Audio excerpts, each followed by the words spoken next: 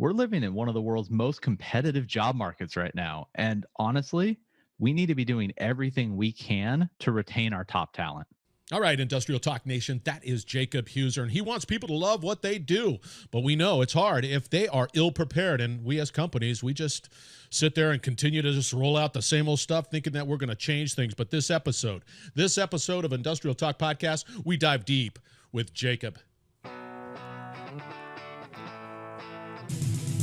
Welcome to the Industrial Talk Podcast with Scott McKenzie. Scott is a passionate industry professional dedicated to transferring cutting-edge, industry-focused innovations and trends while highlighting the men and women who keep the world moving. So put on your hard hat, grab your work boots, and let's go. All right, Industrial Talk Nation, back from Barcelona. I got to tell you, it's good to be back in the studio and in front of the mic. I was broadcasting with Reliability Radio and interviewing a bunch of people at the IoT World Congress in Barcelona. Talk about passionate about the future. Talk about technology. Talk about how they're planning to change the future through technology. A lot going on there. So let's get the show on the road because we have no time to waste. Two words for you listeners out there in Barcelona. 2 words. Paella, which I can't spell, and tapas, which I can't spell either. I guess I could come close to it, but both are delicious, industrial-approved food. So nonetheless, if you ever have a chance to go to Spain and Barcelona and all around, you got to have that tapas and paella because, man, I'll tell you, I ate it big time. And if you're out there on YouTube, you can see I got a new shirt. It's a Carhartt. It's got my little logo on it and everything, and as well as a hat. So need to be safe. Let's get this show on the road. Let's start talking. Tailgate Talk number 1. Okay, if you've been a listener of definitely the Industrial Talk Podcast, because, well, I want you to be, we've got the Industrial Success Academy, and it's getting ready to be launched. I'm going to be shooting for the mid-November, and this is going to highlight some real big thinkers within the industrial space. It's all focused on the training. It's a training platform, and it is specific to just, you cannot get enough information out there. You cannot learn enough out there. It's there. So these are the leaders in their field. It's once again in leadership, in sales and marketing, in operations, and finance, and technology. And go out there, check it out, and we're pretty excited about that launch. Number 2. Okay, YouTube channel focusers, or there's watchers. French Truck Coffee. Just got that. I think I'm putting it in the camera. Anyway, I think I am. But nonetheless, delicious. It's out of New Orleans, I believe. And I just picked some up today at another place. And I got to tell you, that's delicious stuff. So, French Truck Coffee. We got paella. We've got tapas. All delicious. Number 3. Okay, one of the interviews that I've got slated for probably about a month ago, or not ago, but in the future, Alex Vorel Brief. And if you're out there on YouTube again, Transform Your Company. I got a book, which is fantastic. Escape Frustration, Align Your Business, and Get Your Life Back. What was interesting about the interview was the fact that, as well as I do, we wrap ourselves around that interview and or that company and we just, forget about life in general. So he talks a lot about that. A great read. Once again, Transform Your Company, Escape Frustration, Align Your Business, and Get Your Life Back. Wonderful read. Should be able to hang out. Good stuff. All right, let's get with the interview. Once again, Jakob. This is Jakob Heuser. He is the interview for this particular podcast. And I know as an industrial professional and having that experience within the industrial space, we just do the same thing over and over again sometimes and hoping to change the way we look at business or transform our company, the culture, whatever it might be. Jakob recognized this, and we dive deep into it. So enjoy the interview. This is Jakob Heuser, and definitely check him out. All right, we've got Jakob Heuser, and I said that right because before this whole thing happened, Jakob, I made sure that I got that right. Heuser. Is that Yep, right? awesome. Yeah, that's right. Thanks for having me on the show today, Hey, Scott. my pleasure, and thank you very much for joining the Industrial Talk podcast. Now, everybody out there, the listeners out there, it's Heuser. So when you find him out on there on LinkedIn or all the other social platforms, that's Jakob, which is spelled Jakob, and that's Heuser, and he is with Lead SV, right? That's correct. Oh, Yeah. geez, I'm batting 1,000, so we might as well just wrap it up. You're just fantastic, and we'll just keep on going. For our listeners out there, why don't you give us something that makes you human, that unique little factoid about you, Jakob? Yeah. So I think probably one of the more fascinating things I tell people is even though I started out in computer science, I got my master's in instructional design because the idea of how we learn was really, really fascinating. And as far as I know, there's not a lot of software engineers in the world that can turn around and sit there and say, oh, yeah, and I have a background in building training. No, to see, that's pretty cool. But I'm telling you, this is where we're going on this particular conversation, is because what fascinates me about you, Jakob, is the fact that you realize the necessity. If a company truly wants to be successful, if the company truly wants to expand that network and grow that company, you better have a training mindset as well. So let's get a little background, your 411 on you. Talk to us about a little bit about where you come from and why you're so spectacular, Jakob. Yeah, so I started out like most software engineers doing a software engineering job that most people look back on and go, you worked for who? And for me, that was actually working for something called the Homeland Security Digital Library. Boy, that sounds delightful. It was through HSDL. We were actually trying to catalog everything that was happening in media and policy shortly after 9/11. So that was, it was me and like 15 librarians. It was a really interesting workplace. Hold on, I can't let you go on because that's fascinating. So you're sitting there after 9/11. After 9/11, you were tasked with other members of your team to collect information. Like what type of information? So a lot of it was news and policy and things like that evolved over time. That's pretty cool. Because they were trying to teach people about the concept of Homeland Security, but there was no reference point. There was no textbook on it. And the reason there were 15 librarians was because between individual first responder units, things have different meaning. So like code blue for an officer is different than code blue in a hospital. But if you're trying to figure out like what's happened to the number of code blue responses post 9/11 or after a policy was created, suddenly you had to contextualize that phrase because are you talking about code blues in hospitals? Are you talking about code blues in police? Like, which one? And so there was 15 different librarians to help contextualize what that article was referring to so that it was searchable. And that was kind of the start when I began to realize I'd gotten my master's in instructional design by that point. And I started to realize, well, holy crud, a lot of the stuff that we do, because I mean, even Homeland Security, we had this training program. And it was literally an instructor at the front of the room for 16 hours talking about color energies or something like that. And there was no contextualization. Here I am, a software engineer, trying to relate to the person that I was in my group that was in sales. And I would explain the problems that we were having, whether it was leadership problems or technical challenges or communication challenges. And I'd be met with a blank stare because the context was missing. And I kind of took that lesson with me as I went into LinkedIn eventually, went into Pinterest, two pretty large Silicon Valley companies, realizing that anything we do to educate in the workplace has to be contextualized. It has to be made relevant, or you're just going to get met with blank stares like the sales guy as I was explaining a bunch of software problems. I remember it vividly. I was doing some work for Price Waterhouse Coopers, and I remember that day vividly. And then I remember the evolution of what took place to try to coordinate communications and standardizations and all of the stuff. I mean, this was so unique. And then being able to classify certain threat levels. And then it was just all over. And somebody would say, it's a threat level plaid. And I'm going, what does that mean to me? That's a joke. That's all it is. It's just a joke. But it's the what that is all about. That's heavy lifting, my friend. That's heavy lifting. So let's go into the why we're here. And what fascinates me about this is because I know that I'm going down the road of creating a training platform, because I think that there is a tremendous need and reading around and all that good stuff. And yet you're in the thick of it, right?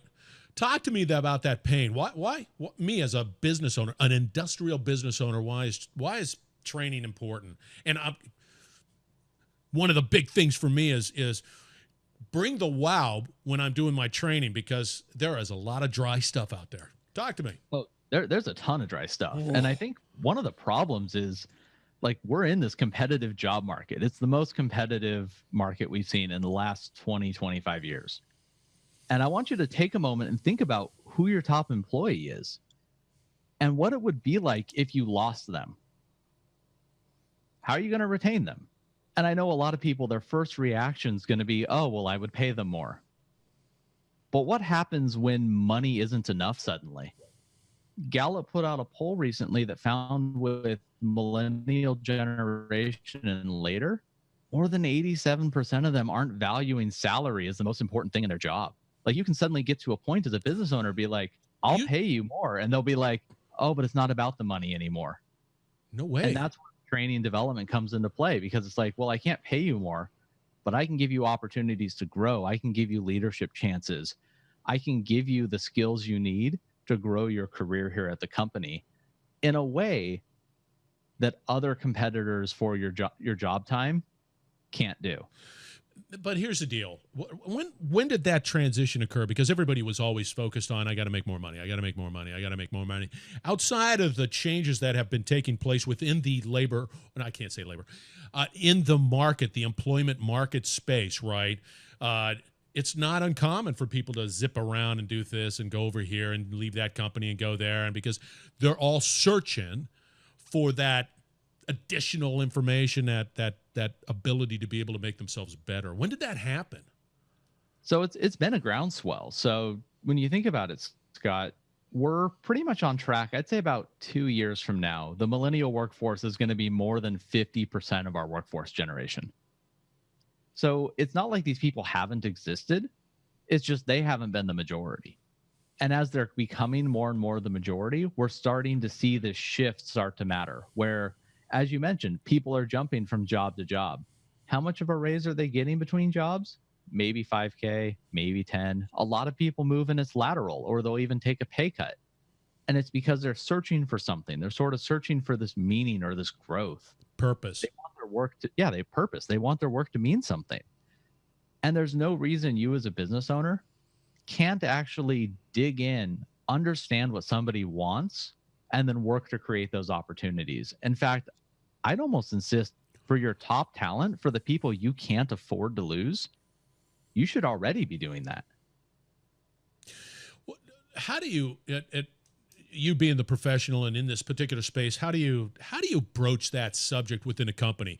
First off, the management team, the C-level, whoever needs to think about the fact that maybe we're losing people, we've got some churn, and that important person left over to the competition, and through the exit interview or whatever it might be, they said, they're feeding the homeless, whatever it might be. How do you approach that subject? How do you begin that effort? So when I've worked with companies in the past, and I've worked with a couple clients where they've had this stance of, well, we feel like we're paying, we feel like we're doing everything we can to help employees. And the first thing that I always ask, usually it's the head of HR, is, have you sat down and had a conversation with your top performers? Like, before they leave, before they're sitting across from you in an exit interview, have you sat down with your star employees and said, hey, let's get some coffee. I want to talk with you about your career. I want to talk with you about what's important and what you're trying to achieve while you're here at XYZ Corporation. I'll tell you right now, I got the answer for you. They didn't. They don't. Zero. I'm shaking my head. So then I posit, if you don't ask people what it is they're trying to achieve, how in the heck are you ever going to build up a training program, a growth program, a recognition program, anything that actually addresses their needs if you've never asked them what it is they wanted? And you've never actually sat down and had the conversation with them about what's important to them in their career. There's no way you can even meet them halfway, because you don't even know what halfway is yet. So what I hear you saying, and number one, you go in and you're going to have that baseline conversation with that HR individual and saying, hey, first off, who are your top performers and how do you determine those top performers and why, right? And then you say, hey, what happens if they leave? Then what are you going to do? And who fills in to replace that knowledge bank that just went through the door? And then you can say, why don't you consider having this conversation? Say, what do you need? Where are you at? What we can do? We want to keep you around. That type of conversation. Is that did I understand that right? Yep, you nailed it right on the head. And I think a lot of people, they know who their best employees are. They know why they're their best employees. And the gap is they think they know what their employees want, but they just never took the time to ask. And everything you do for your employees needs to stem from not just asking them, but working to understand what's important to them and what they want. And get beyond, I want more money, but get to why. What were their financial goals? What did they want to achieve? Because as an employer, there's a relationship you have with the employee where if you can help them achieve their goal, they will help you achieve your company's goals. And if you can't make that work, that's why you see a lot of movement nowadays in the workspaces. You see a lot of people that transition 18, 20 months after they start a new role because they've fallen out of favor and the company and the employee can't see eye to eye. And while sometimes the company might decide to leave the employee, aka firing, termination, what often happens is the employee leaves the company. The employee goes, well, I don't see the opportunity here, but I think I see the opportunity over there. And you and I could have a long conversation about whether or not the grass is greener on the other side. But the reality is in that moment, the grass looks pretty brown under my feet and it looks green over there.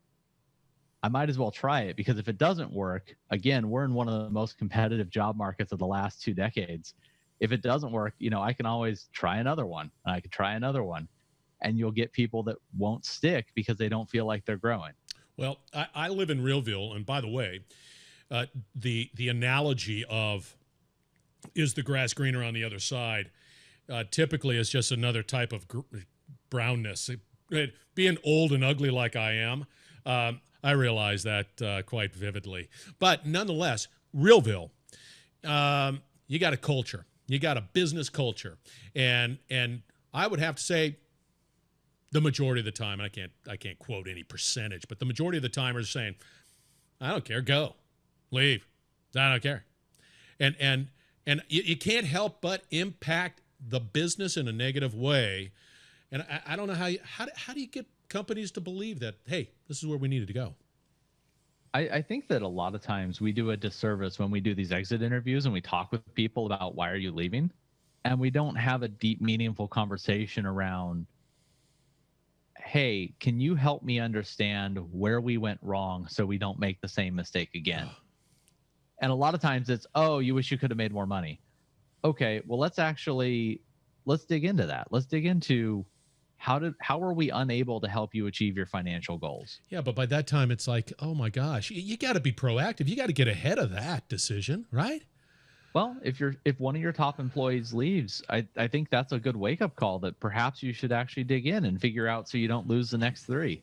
Because those next 3 are now picking up at least one person's job load until you get that backfilled. And I guarantee that one that's left quite possibly is talking to the other 3 and saying, hey, it's greener over here.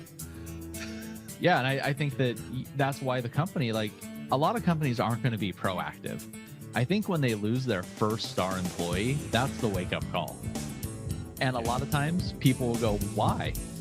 But they don't necessarily know what they're going to do about it, and they don't take the time to dig in. And if they took that time, they might find out something really interesting. Jacob, let's take a break. That's Jacob with the K. That's Jakob. And that's Heuser. Look at that. I nailed it again. I guarantee I nailed it again. And we're talking about what's important and what's important to companies. So you better have some way of keeping and retaining those employees that are a must. So hang tight. Thank you very much for joining the Industrial Talk Podcast. We will be right back. You're listening to the Industrial Talk Podcast Network. All right, the Industrial Talk Podcast has a new sponsor by the name of ASG Energy. Now, this company helps private companies as well as public organizations of all sizes reduce energy costs through the use of commercial LED lighting technology and electrical services. Now, you know me. I'm a big fan of LED just because, well, first off, I don't have to change the lights, but on a commercial basis, oh my gosh, the energy savings is phenomenal. The reduction in maintenance costs, phenomenal. Return on investment, quick, it's incredible. And the environmental benefits, self-explanatory. So, you have any questions about LED commercial lighting? You need to check out my friends at ASG Energy, LLC.com. Find out more because they know what they're doing. So check them out.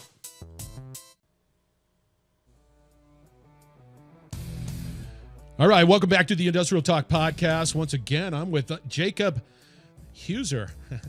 I love it, man. And we're talking education, we're talking about training, we're talking about how we can transform a business, an industrial business, to excel in this very competitive market and retain the people you want to retain and make it worth their while to be a part of your team. Give them purpose, give them focus, give them an opportunity to be a much greater part of that environment. We're going to start breaking into tactics. We're going to get some nuts and bolts. So hang with us. Industrial Talk Podcast, thank you very much again for joining. Let's get this show back on the road. Okay, Jacob, we were talking offline, and we got to get nuts and bolts here. And I'm looking at the thing that you provided me, and I want to make sure that we restate that pain. Yeah, so that's important. The easiest way to sum this up is that we're in one of the most competitive job markets in the last 2 decades. And when we talk about pain, we talk about the fact that the market is so competitive that salary alone isn't enough to keep us from losing our top talent. We need to start thinking about what it is they want to achieve at companies, and that means figuring out how to grow and develop them. Yeah, and as a company owner, I can definitely feel the pain when that individual gets a better opportunity or fulfills whatever that individual's purpose, whatever it might be, they leave. And you know what? Because I'm human, I do a lousy job at even exit interviewing them. I do a poor job. I don't get that information that is necessary for me to be a better company, whatever it might be. So let's talk tactics. I'm a CEO. I'm getting some churn, and I'm getting frustrated, and I don't know why.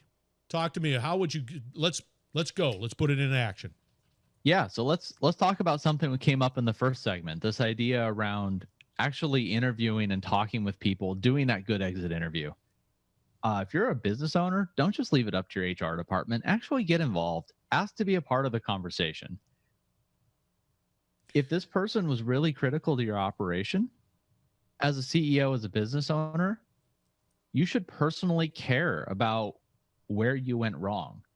And if you don't have that empathy, if you don't have that want to make things better, let me tell you, the next 10 minutes of this podcast aren't going to really help you. But if you care, take the time, sit down with them, ask them how the company failed them.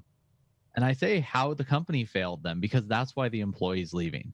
There could be a dozen reasons, but if you use that language, if you get into how have we failed you and what should we be doing better, you're going to get some really honest answers from your employees about the expectations and the things they wanted to achieve and how the company couldn't meet them there. And that's going to give you a much better insight into what your next step's going to be. The sad part and the fact is that train has left the station. And what I see, if you're a business owner, CEO, whatever that C-level manager, I don't care. You need to get ahead of that. This is sort of one of that wake-up call. If you've got an employee that's leaving, you better find out why. And get that data, get that information, and then don't make that mistake because you know as well as I do, they're talking to each other and there's a potential for something bigger happening. Yeah, and if you want to get ahead of it, the correct thing to do is to have that conversation when somebody's not already got both feet out the door. It's to have that conversation with your star employees and say, instead of how have we failed you, ask them, how are we failing you? What is it we need to be doing as a company to help you achieve what's important to you? And you better be humble. You better be humble. You better take that information. You got to come into this with an open mind, because you're gonna hear stuff, and I promise you, your correct answer is to say nothing, write it down, and thank them. Don't be defensive. Don't say but. I mean, literally, they're going to tell you something. And if you want a mental exercise, just keep repeating in your head the phrase, I won't be the next person to speak. I won't be the next person to speak. Let them actually get beyond the statement, because they're going to actually unpack that. They're going to have first that emotionally charged answer when you say, how are we failing? And they're going to say something very direct, like, I don't like my job. Let that silence hang. And I promise you, they'll follow up with the why, and they'll say, I don't feel like I'm getting challenged. Yeah. Now there's something you can work with. Right. And then you can, if you're going to say something, say, tell me more about that. And it's really simple behavioral interviewing. But what you're doing is you're trying to draw out their actual intentions, what it is they want to achieve. Because then as a business owner, you can figure out what it is you need to do as a company. You're not going to have solutions in this meeting. Your goal is to sit down with top talent and say, what is it we need to be doing better? Listen, thank them, and then go back to your leadership team. You're going to have all this data and say, what are we going to do about it? Let's make sure that we have the right perspective here. So the train has left the station. This individual's out the door. You got to collect that data. You got to, in an earnest and humble way, collect that data so that you can start building those tactical steps to make sure that that doesn't happen again, and recognize it's in a market that is very competitive. So let's just okay, did it, collected the information, not being challenged. Now what? So what happens a lot of the time is people want to grow and develop on the job. And our first instinct when it comes to solutions is to just reach for a training program, reach for LinkedIn Learning or Lynda, reach for over in software development, there's a thing called Pluralsight. Reach for these sort of online platforms where, hey, here you can get the training you need, you can learn the skills you want. But if you never had that conversation, you wouldn't actually know what kinds of growth people were actually looking for. And even if you do, you'll realize very quickly that a lot of stuff that's off the shelf feels like it might meet people's needs. But in reality, people will do the training or do the coursework, do the 2-day seminar. And if you go ask them like 3 months after the training, I guarantee you most of them aren't going to even remember what the training covered. They might remember 1 or 2 activities, but the lessons, the core learnings, all of that went out the window. So, but how do you deal with that? I mean, I lived through that. I sent a bunch of people for sales training, spent a lot of money, sent them someplace, and they come back and they get, boom, right back into culture. You know how much I got out of it? Goose egg. Big old goose egg. If you're out there on YouTube, you see my fingers, and it's a big goose egg. Yep, that's exactly it. Like, and honestly, there's 2 reasons for that. We can go into both of these. One, there's not a lot of accountability in place for the learning that occurred. And the second is the training was really generic. It wasn't in any way optimized for the learner. On the first one, accountability, it sounds really dumb, but you go send someone to like a sales training. Before they go to that training, if you're their manager, you and the employee need to sit down and put together a plan of how they're going to apply what they're learning when they're back. I kid you not. The accountability makes a difference. Like it is the reason 70% of training succeeds or fails. If there is no real world application of the training when somebody has completed it, retention goes out the window after about 20, 30 days. Yeah, I think it's faster than that. I think it's real vapor. And I'll tell you right now, and unfortunately, and to tapping into humility. I did not do that. I just assumed that the training would take care of itself, and boom, the company would just excel. And like I said, it took probably 2 days. It's like, what? It's hard. Like the managers, if nothing else, if you want a really quick tip, is if you're going to send someone to training, before that person goes to training, the manager and the employee have to put together that plan. It makes a night and day difference, because now the manager is also on the hook for checking in with the employee to say, hey, are you getting the chances to put what you learned into practice? And if not, they can make course corrections. What frequently happens is people will, if they have one-on-ones at all, will just go, oh, how are things? Things are good. They'll never follow up on the training. And then the manager is left wondering, well, gee, why did nothing change? Well, nothing changed because you never asked them to make that change with you. And I hear you. Like I said, that makes complete and utter sense, right? That accountability, that plan before you leave, and then have that manager, director, whatever, be able to loop back and say, yeah, okay, let's talk about it. And are you implementing the things that you learned at this training? Here's the problem. Culture. If you're not sending everybody there and you're not creating that, I guarantee you that individual, boom, right back into the whatever cultural challenges they are. And you can get over some of that if you're willing to supplement the training or alter the training slightly. So if you know what's going to be taught, what you really need to do is you need to dial the relevancy up. So training works when it subscribes to these 3 R's, that it's real, it's relevant, and it's repeatable. Hold it. Yep. It's real. Go ahead. Real, relevant. And okay. And what's the last one? Repeatable. Repeatable. And I'll say those words a lot because Please. I think a lot of times people forget about the fact that when you get off the shelf training, when you go have a consultant come give a 2-day workshop, or you send everyone to a remote training, it's not grounded in reality anymore. We're talking about abstract concepts. We're talking about like leadership color energies and things like that. And when it's not real, honestly, people kind of check out. They're going to check their phones. They're going to check work email. They don't sit there and go, oh, hey, this is actually coming from my company, talking about my company's problems, which spills right into the relevant. Relevant training means people sit up in their seats. They're paying attention. They're going, oh my God, yes, that is the problem I'm having right now. I want to talk about this. I want to engage with the training. I want to actually be a part of it. And honestly, and the last piece, repeatable. So it's real and it's relevant. And it's repeatable because what you find is that anyone that was in the training should be able to take that training and pass it on to the next generation.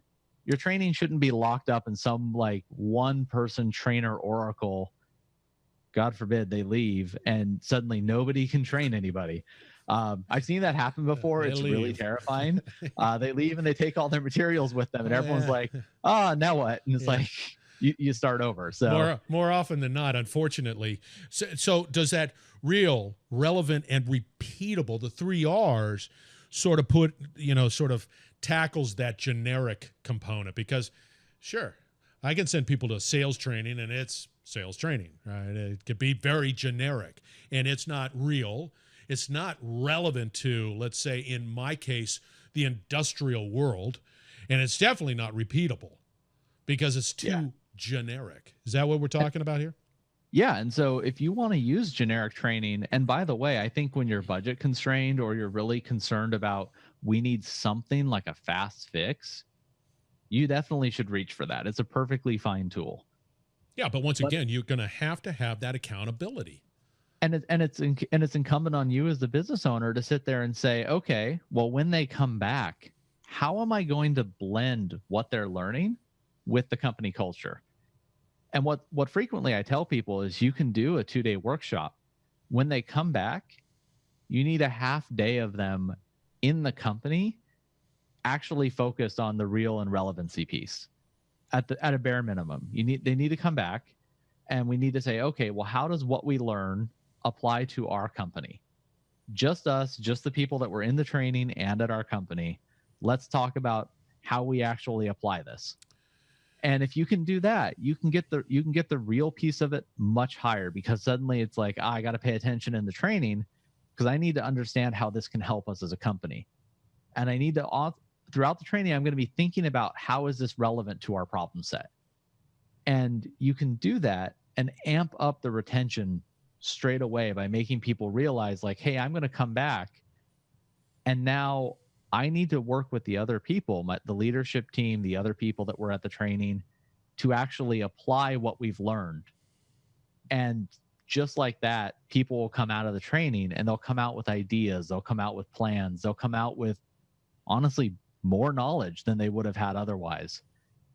Okay, and we're gonna have to break there, my friend. We're running up against it hard. I'm gonna summarize a couple of things, because we're gonna come back. We're gonna get the information that people need to be able to contact you, because this is relevant and important stuff. So what we're talking about, okay, you're gonna be doing that exit strategy. Fine, people out the door, but you got to get ahead of that curve, and you got to create a structure that is both accountable, thinking about the 3 R's. That's real, relevant, and repeatable.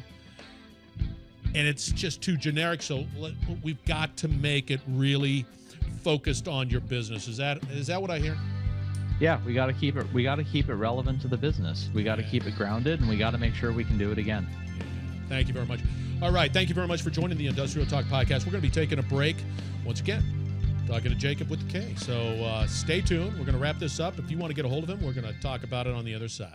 Hey, once again, this is Scott McKenzie with Industrial Talk. If you like what you're listening to, please feel free to sign up for the free podcast as well as the blogs. I'll try to keep it all relevant to your business and hopefully be able to provide some insight into what we do at Industrial Talk and what you do as a professional. Hope to see you soon. Thank you. All right, welcome back to the Industrial Talk Podcast. We're with Jakob Heuser, and he's with Lead SV. What does SV stand for? It's really funny. I think when you start a company, like, you'll pick a name, so Lead, and then I was like, hey, Silicon Valley, SV. Is that name taken? No. It's not done. the domain. It's like, woo. You're right. The domain available is pretty much the defining reason for most company names now, I feel. And you know that when somebody says, I got this great idea, we're going to be doing this, that, and the other thing, and so now we got to go find that domain name, and then they start to mush names together, and then you get a spelling issue, and then of course you get I can't read the name, I don't know what it means. It's like, yeah, I got it. I have industrialtalk.com. Everybody knows that. That's there an you easy go. one. And it's a lot better than the current trend of putting a color and an animal together, so you're not like Purple Hippo or something like that. It's a real company, by the way. I was just going to say, I know that. Note to self, let's start using animals. Okay, animals. Anyway, so let's wrap this up because we only got a few minutes left. I want, we've covered some really important stuff. And I got to tell you, training in the industrial company, the business, the market is vital. It's not just vital because we want to have a purpose and we want to be mastery at our stuff, but it gets down to safety too, right? You better know your stuff, and companies have got to recognize the necessity to be able to have those platforms in place. And today it's not as that difficult. You got people like you, and because you got people like you, how do they get a hold of you now, Jakob with a K? Probably the easiest way is thanks, Jakob.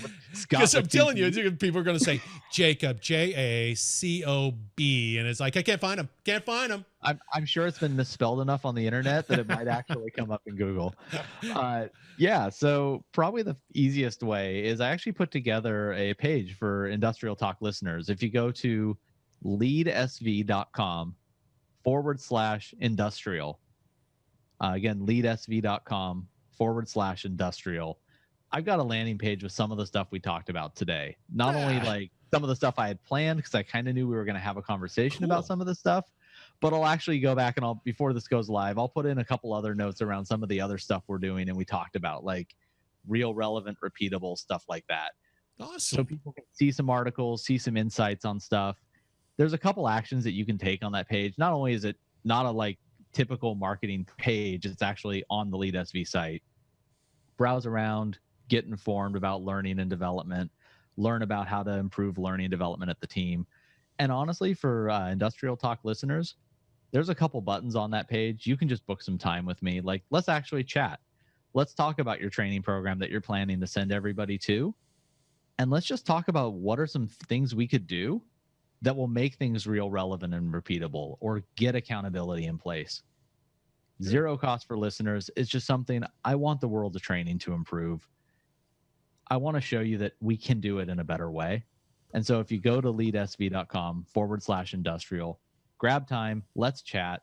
Let's actually start retaining talent, because it's a competitive job market and there's no excuse for us to be losing top talent when all they want to do is grow. Excellent. Excellent. You're out there on Facebook, but I noticed that your Facebook moniker is Engineering Leadership. Yeah, that actually was born out of, we started doing software development training and leadership. So it was kind of a good play on words about both engineering leadership by building it, and we were engineering leaders. So it kind of made sense when we started.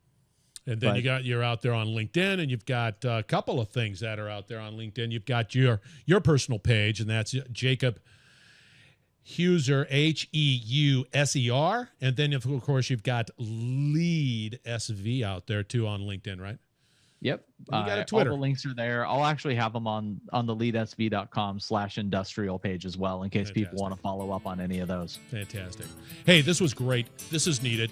Anybody out there that's looking into training and really doing the 3 R's, making it real and relevant and repeatable, you got to contact Jakob. That's Jakob with a K. And really appreciate your time, my friend. I know this was, I just really do. I think training is everything, and it's important. So thank you very much for joining the Industrial Talk family. Okay? Yeah, thank you, Scott with 2 T's. I enjoyed today's chat. It's always been 2 T's. Yeah, Scott with 2 T's. Snappy.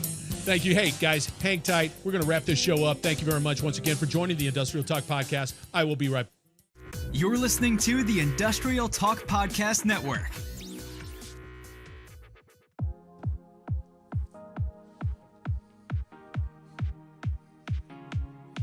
All right, that's Jakob Heuser, and that's Jakob with a K, of course, and that's Heuser. I'm Scott McKenzie, of course, with 2 T's, Scott. Anyway, I appreciate that Jakob came on to the Industrial Talk podcast, because I tell you, we're in the industrial space here, and we are dealing with a lot of the stuff that he was mentioning, and maybe solutions out there to keep that continuity going on with your business.